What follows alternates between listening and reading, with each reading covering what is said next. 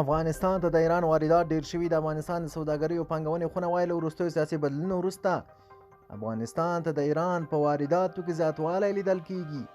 دوستانو په دې هیله چې روغ جوړ وي، افغانستان ته د ایران واردات ډیر شوي دي. د افغانستان د سوداګرۍ او پانګونې خونه وایي له وروستیو سیاسي بدلونونو وروسته افغانستان ته د ایران واردات ډیر شوي دي. د دې خونې مرستیال خانجان الکوزي نن یکشنبه د مرغومي په شوګستان ازادي راډیو ته ویل په وروستیو سیاسي بدلونونو په سوداګریزو چارو په ځانګړې توګه په وارداتو منفي تاثیر کړی دی، خو په وروستیو څو اونیو کې له ایران د افغان سوداګرو واردات عادي حالت ته راګرځېدلي دي. که څه هم ښاغلي الکوزي له ایران افغانستان ته د واردات کره ارقام ونه ښودل، خو ویل په افغانستان کې سوداګر تر ډیره تولیداتو لپاره خام مواد، الکترونیکي وسایل، خوراکي او د مینځلو او صندوقو لپاره له ایرانه شیان واردوي. نوموړي زیاته کړې په افغانستان کې طالبان له بیا واکمنېدو وروسته د یوې میاشتې لپاره له ایران سره سوداګریزه راکړه ورکړه درېدلې وه، خو صادرات کم او واردات بیرته عادي حالت ته راګرځېدلي.